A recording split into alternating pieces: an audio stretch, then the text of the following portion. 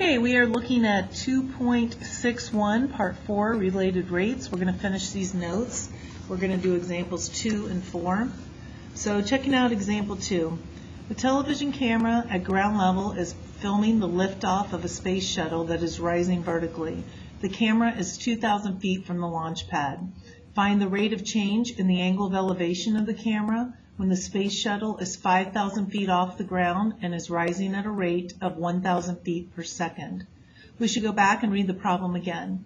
The television camera at ground level, so we're going to start with that. So here's our camera. It's at ground level. Is filming the liftoff of a space shuttle that is rising vertically. So here might be the space shuttle, camera. So our space shuttle is rising vertically. Maybe that looks like this. Space shuttle. The camera is 2,000 feet from the launch pad. This would be the launch pad of the space shuttle on the ground. So this is going to be our 2,000 feet. Find the rate of change in the angle of elevation of the camera when the space shuttle is 5,000 feet off the ground. So this is going to be 5,000. That's how far off the ground. And we're trying to find the rate of change in the angle of elevation. So this angle right here is the angle of elevation. We're trying to find the rate of change of that angle. When we're trying to find the rate of change of an angle, we need to use sine, cosine, or tangent. And whether we use sine, cosine, or tangent depends on what information we know. We don't want to have to find something that we don't know. So we're going to check this out a little bit more. There's another number we haven't used. We're going to look at that. When the space shuttle is 5,000 feet off the ground and is rising at a rate of 1,000 feet per second. So this is going to be x, this is going to be y, and then we can call this h for our hypotenuse. You can call it r if you want for the radius if it were a unit circle. So anyway, so looking at this then, we know that this is how fast it's rising. The rising is taking place right here. So that's telling us that dy dt is 1,000. Because this side is getting longer, it's a positive value. So if you look at what we're given, everything we have is x and y. So that means we're going to want to use the trig function that uses x and y. That's tangent. So for this, I'm going to want to use tangent theta is equal to y over x. The derivative of tangent is secant squared theta. Then I have to put d theta dt. I have to use a quotient rule. Derivative of the top is dy dt times the bottom minus the top. The derivative of the bottom is dx dt all over x squared. Once I have this figured out, I'm now going to evaluate. I have to find the secant of theta. Secant is always hypotenuse over adjacent. I need to know this. The way I'm going to find it is by using the Pythagorean Theorem. I really don't want to use 2,000 and 5,000. The numbers get so large. So I'm just going to use 2 and 5. But that means at the end, I'm going to have to multiply this answer by 1,000. So I'm going to have to do 2 squared plus 5 squared equals h squared. That's 4, 25, that's 29. So the square root is radical 29. But like I said, we have to multiply it by 1,000. So there's our hypotenuse. So to find the secant, I'm going to have to do hypotenuse over adjacent. That's going to reduce to radical 29 over 2. So the secant of theta is radical 29 over 2. I'm going to have to square that. And then I have d theta dt. I need dy dt. That's given as 1,000. X was 2,000. Minus y was 5,000. dx dt. Well, look at this. Is this going to change? Is the camera moving? Is this launch pad moving? No, they're not.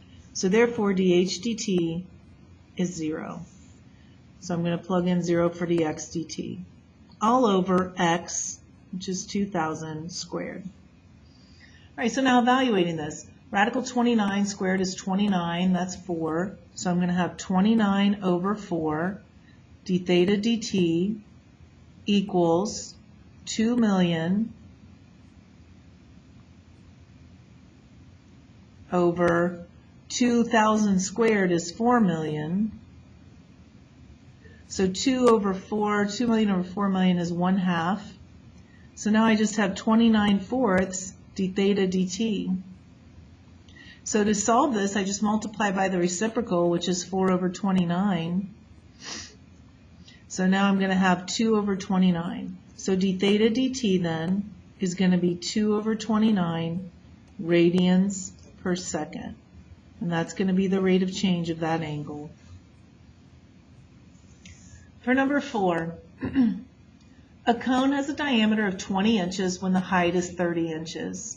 So that's just telling me somewhere on the cone, the diameter is 20 when the height is 30. And if the diameter is 20, that's telling me that the radius is 10 when the height is 30. That's going to be useful information later. Find the rate of change of the volume of a cone if dr dt is 2 inches per minute. I'm going to jot that down.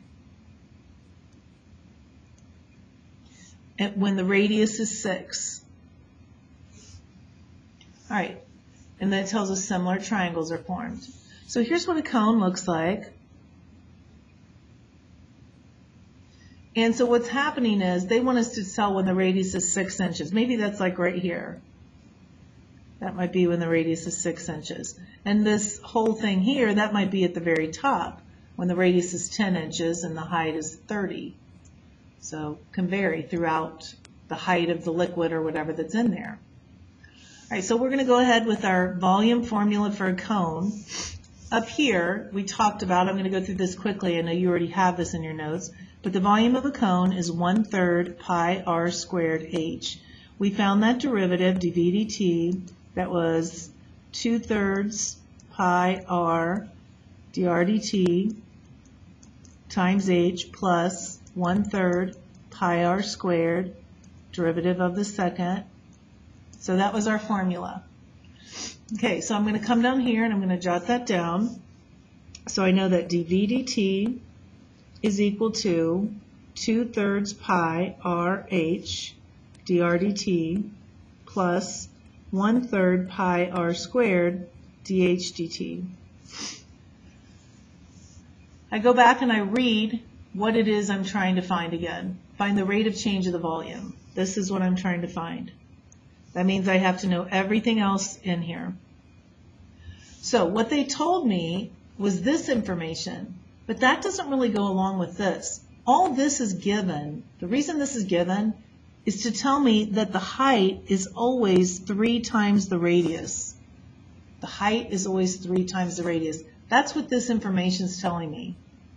I don't need to know about the diameter. It's not helpful. The height is 3 times the radius.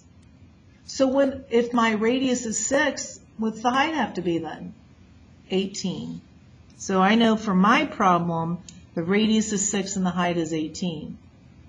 Okay, so we're going to start plugging in.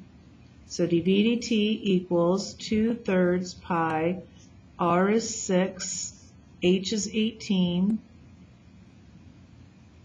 dr dt. They told us dr dt is 2. We're going to plug that in.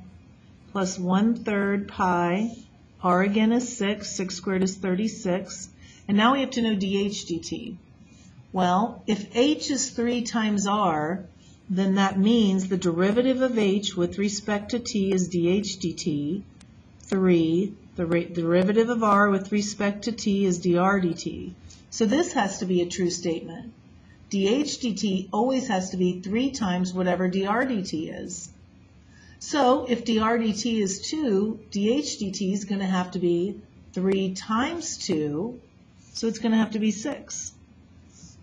So now I'm just going to simplify this. So I'm going to have 18 times 2, that's 36, divided by 3. 36 divided by 3 is 12.